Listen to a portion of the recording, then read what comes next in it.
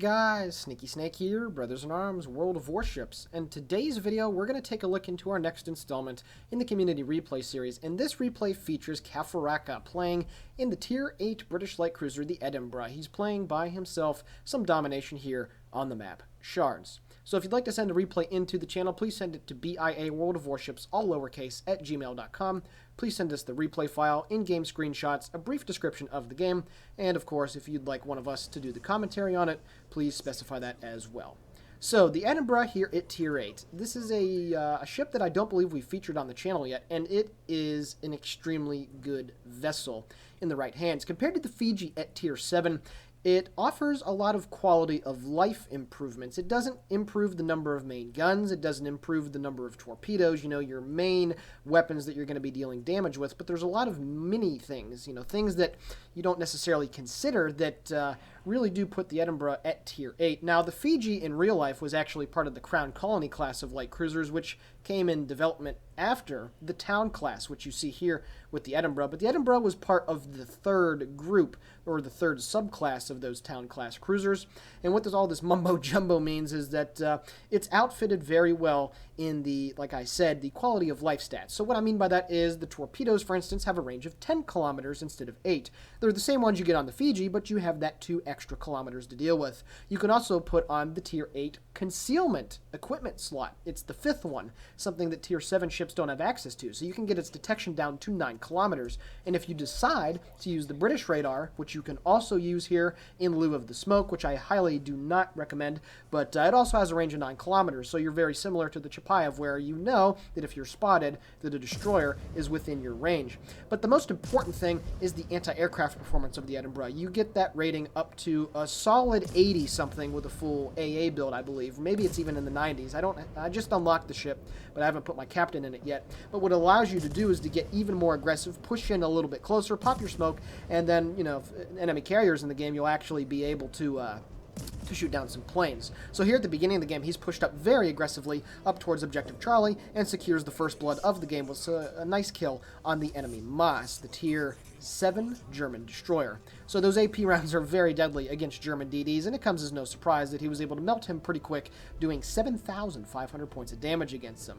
You still have the great 8-second or 7.5-second reload on these 152mm guns, and of course, since it's a British light cruiser, they're the super heavy AP rounds, and these things deal damage at almost every angle. You can see his AA is getting into work shooting down some of the enemy planes. He is detected and he's being aimed at by 2 different people as the Pensacola biffs on his armor piercing, shoots well short, and now he's going to pop his smoke. Now this is a very, very dangerous situation for both the Nagato and the Pensacola to be in because none of them have radar, so he's able to shoot at them with impunity. 3,000 on the first 6-gun salute, 4,000 on the next one, and he continues to pump in. And even if that Pensacola decides to go bow in, which he certainly has, he's not an idiot, he's still going to take massive AP damage if he hits him in the superstructure. And you're also going to see that with the Nagato too, which really does not have very good armor whatsoever. So now he's just choosing to shoot at whatever target he feels like. He gets some shots out of the Pensacola, switches back to the Nagato. He did launch some of his torpedoes at that Pensacola, but unfortunately the island chewed a couple of them up, and only one of them was able to go. Something about British light cruisers that maybe you don't know about is that you can single fire the torpedoes, so you can, I guess, more accurately guess where enemy ships might be by firing single torpedoes instead of a full salvo. His secondaries are even getting into the fray as well and managed to set a fire on the enemy Pensacola. Unfortunately, he accidentally drifts out a little bit. British light cruisers don't slow down as fast as you might expect, and the Nagato secondaries start opening up as he gets his second kill of the game, but unfortunately the Nagato manages to only overpen the front part of the bow, and then he's able to get back in his smoke. And look at that, 7,000 damage done to that Nagato, as he's not even providing a full broadside, but you can see here where he's aiming right at the front part of the bow. 9 penetrating hits right there. That's something that you need to know. The bow armor on these mid-tier battleships are just not good enough, quite frankly, to be able to consistently bounce these AP rounds from the British light cruisers. And you can just get some really good numbers through the bow. One other quality of life improvement that I forgot to mention is that you can get up to 40% of your health back starting here with the Edinburgh at Tier 8, and it's a feature that you find also on the Neptune and the Minotaur at Tiers 9 and 10 respectively. So you see how much hit points he was able to get back there. He was almost at half health, and then right there he was able to get back to 30,000 using his heal, so that's a good thing. Unfortunately, the Nagato pushes just a bit too close. He's within Yeah, he's right about 2 kilometers, so he does get detected. His smoke does run out, but right there, the torpedoes are going to slam home, and he picks up his 3rd kill of the game, already up to 70,000 points of damage with 3 ships destroyed. He's killed 3 of the 4 ships on the enemy team, so a very, very good start, and all at the expense of a mere 8,000 of his hit points. Well, make that another 10,000 as the Bayern's able to land a Citadel right through the rear. Yes, this ship has 114 millimeters of belt armor, but it has a massive Citadel. And the Neptune and the Minotaur at tiers 9 and 10, it doesn't get any better. It actually gets worse. So this thing, if it's providing anything remotely close to a broadside, you will get Citadel. So what a blitz to that start of the game. Very good positioning right there. I would have used the smoke a little bit earlier, but it doesn't matter because he's still doing good. He still has half of his hit points, and he should be fine. At this point, the enemy has captured C and Alpha. His friendlies are capturing Bravo. There is a friendly Ognavoy in there. So now he's going to try to move here into the capture point at Charlie and see what he can do here. Akatsuki gets spotted at 7.2 kilometers, moving away, and yeah, at this point, he's feeling pretty good. He's got these islands to block any possible chance of getting detected. He gets briefly detected for a split second by the Bayern, but then he gets behind the island, so no worse for the wear there. So yeah, the Edinburgh. I'm really excited that I got this ship a couple days ago, I believe, and I haven't put my Fiji captain in him yet, but this ship is just, it looks really fun. Now, interestingly enough, on the World of Warships stats page, this thing actually has a worse win rate, average damage, frags per game, than the Fiji at tier 7, which is kind of interesting. I suppose it's maybe because this thing can see tier 10 ships. And you'd think by tier 8 people would know what they're doing, but hey, how many people have you seen fail their way to tier 10? Yeah, I'm sure all of you watching probably raised your hand. So again, 72,000 points of damage done, 3 ships destroyed, very good stuff right here. I don't believe this game is going to get to show off the AAA potential. There is an enemy carrier, but I think he ends up with a pretty decent amount of planes shot down. And really what the Edinburgh has in its AA is it has 23 mounts. It loses a lot of 20mm guns, but you get a decent bit of the Bofors, you know, those American guns that are extremely good. Well, I guess technically Swedish, if you want me to be correct there. But anyway, he's getting some shots down now at the enemy Bayern. That German battleship is armored very well, and he's still managing to get a few overpens and some decent hits on that guy. As he gets extremely lucky as that invisible part of the island that sticks out was able to block quite a few of those torpedoes that were coming his way. Looking for a broadside now on an enemy cruiser. I didn't see who he was aiming at there, but we'll see if he gets a couple hits. Shells flying in, and no, he missed the shot. Probably aimed a little bit too high. It's kind of difficult to blind fire at ships right before or right after they disappear because you lose the targeting on it, of course, so then the shells aren't as accurate, and they, you know, don't have a very good chance of hitting. And any little movement will have your shells land kilometers, or at least hundreds of meters, long or short. So at this point, enemy planes are appearing overhead as he pops out of his smoke. He is detected by the planes, of course, and you're going to see here his AA will do a pretty respectable job of knocking the planes out of the sky. Again, this is no Dmitry Donskoy. This is no Des Moines, tier for tier anyway, but the AA is pretty decent. It's not bad. Like I said, if you go with the full AA build, you're going to be able to get your rating into the high 80s, I believe, and that's certainly good enough. That is certainly good enough. One thing British light cruisers do not have access to is the defensive fire AA consumable at all across any ship in the line. So going for builds that improve your long-range AA is certainly ideal, and I believe the Neptune can have the best AA rating at tier 9 if you go with that. Having the secondaries, the dual purpose mounts, being able to really get the AA DPS up to pretty good levels is something that I do recommend, and is something that I will probably change the captain skill to on this ship for me. So at this point, it's 400 to 465, make that 403. The enemy team and his team have both lost a quartet of ships apiece. And he's now looking to deal some damage here to this Ognavoy, who's at 13.5 kilometers. The range on the Edinburgh is actually pretty good. It's over 15 kilometers fully upgraded. But I got to admit, shooting at those ranges at anything other than battleships, and it's very difficult. It's very similar to American cruisers in that regard. The shell velocity on these 152s it does really suffer over range.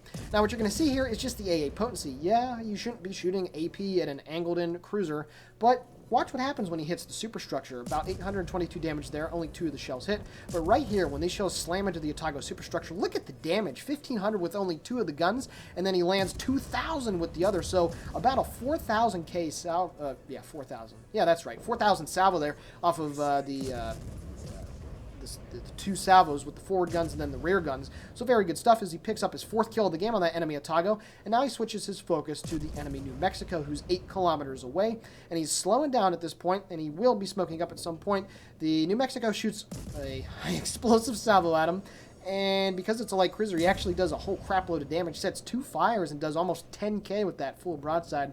But at this point, he doesn't have to worry. He's just going to continue to slow down. He's at about 15 kilometers, and now he's going to pop his smoke. And goodbye, New Mexico. No way for him to detect him. No big deal whatsoever. Now, at this point, he does make a somewhat big mistake, but he realizes it early on, and right here he's typing in the chat, "Hey, I got my torps out, Scharnhorst, you need to turn away." And luckily, the Scharnhorst is paying attention. He sees the chat, and he does start to turn away as well. So, a bit of a misplay right there, but that's okay. No worse for the wear. The Scharnhorst realizes what happened, and he makes the good team play. So you can see here the AP just going flying into the side of that New Mexico. He's done consecutive salvos of over 3,000 into the superstructure of that Tier 6 American battleship. And you can just see there the AP shells hitting above the waterline and below the deck just have this incredible ability. As he picks up the Kraken, his torpedoes are able to hit. Very good stuff right there. 5 kills, 114,000 points of damage. But what I was saying, those AP rounds just slamming right into that very, very soft part of the upper belt, and it just allows you to really rack in the AP damage. Against angled-in battleships, I'm sure you guys saw yesterday in my Fiji game, you can still do decent damage, but boy, oh boy, when they provide a broadside, it's almost as potent as 8-inch shells hitting, even German 8-inch AP, and it's pretty awesome. So at this point, he's now going to move into Objective Bravo. His team is still somehow losing this game. He is hard carrying like a boss right now. And, yeah, his team is still losing. The carrier behind him is having a tough time dealing with that Ognavoy. If I were him, I would get on B2. I wouldn't want to chase down that destroyer. This thing only has a top speed of 32.5 knots, and while one might think, oh, it's only a few knots difference, it actually is quite a bit big of a difference, to be honest with you. Even if a ship is only 2 or 3 knots faster than you, it's just really difficult to be able to track him down, and considering that was a Soviet destroyer, yeah, there's no way he's going to be able to do that. Unfortunately, his Scharnhorst friend gets burned down by the Akatsuki, so at this point his team is losing by about 200 points. He is detected as he did shoot his full broadside at that enemy Bayern. There's 15 seconds left on the cap, so as he goes undetected, and then detected again, his debuff did kick in, but there is an enemy destroyer within 9 kilometers. So if he did decide to run without the smoke, he would be able to use his radar and detect him. But again, you really do need smoke, especially here at the high tiers with these British light cruisers. They're just so fragile. And you're going to see here again, this Bayern is going to get some pretty decent shots at him. So he is charging down the Bayern. He is closing the distance. And I'm not sure if at this point he's trying to get a lot closer so he's able to pop his smoke screen. But I think at this point his sixth sense is kicking in and he's like, okay, I really shouldn't be driving in this straight of a line. I do need to turn away. That Akatsuki is still out there, and who knows if he's going to be able to land a torpedo. The Bayern shells are flying in, and yeah, decent hit. Still takes 4,600 points of damage from one AP round that manages to pen.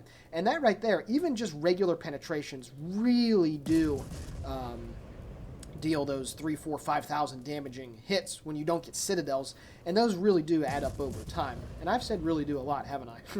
The enemy Ranger appears at 12 kilometers, however, and he's still sailing broadside to that Bayern, and yeah, he takes another citadel right there, and luckily for him, his other salvo, or the other shells in the salvo, manage to not penetrate his ship or even hit him, and then he's able to torpedo beat his way through here. It does have an excellent rudder shift time of 9.6 seconds stock.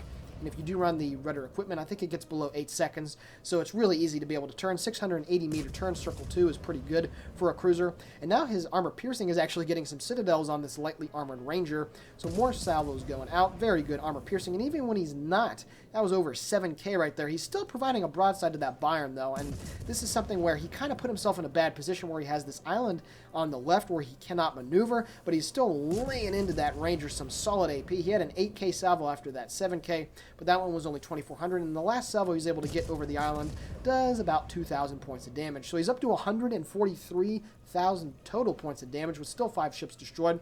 511 to 741. He is getting on Objective Alpha, however, at this point, because he really needs to. His team does have the 2-1 cap lead, but getting all 3 of them under their control would certainly be ideal. Now, based off of where those torpedoes came from, the Akatsuki is probably off to his starboard side. At this point, getting ready for another torpedo attack. I don't know the reload of that thing off the top of my head, but it probably is pretty good anyway because it's Japanese. And the Bayern gets taken care of by the Mogami with his smoke. his fire, excuse me. The Ranger does make his way behind the island, and enemy bombers are in the way, and there we go. There's the Akatsuki, 5.5 kilometers, and you're just going to see here how quickly these AP rounds are able to absolutely wreck destroyers. The first shots out from the front guns. Wow, that was a nice 3K salvo. Unfortunately, the bombers ahead are just raking in the damage on his deck. He is able to kill the Akatsuki right here with his last salvo, and then, unfortunately, the Rangers bombers are able to take care of him, but he picks up his 6th kill of the game and 154,000 points of damage. So what a performance there in the Edinburgh, and he would have been able to dodge those torpedoes too because he was going fast enough. And unfortunately for him, he gets killed, but still, what a freaking result in the Edinburgh here on the map Shards. Alrighty, guys, taking a look at the post-battle results, it did end up being a victory for him, so very awesome. 1,500,000 credits received. Obviously, there were some bonuses in there that I think this was during the New Year's event. So, again, that's the reason why the money total is so ridiculous. 11,400 total XP. First Blood, Confederate, High Caliber, and Kraken. A nice set of medals to get. 154,000 points of damage. 6 ships destroyed. 7 planes shot down. 1 full base cap and 1 assisted base cap, and even 21 secondary hits. Taking a look at the team score, 2,728 base XP. That is a result that everyone should be proud of. And his Mogami friend came in the clutch there at the end of the game too, taking care of business.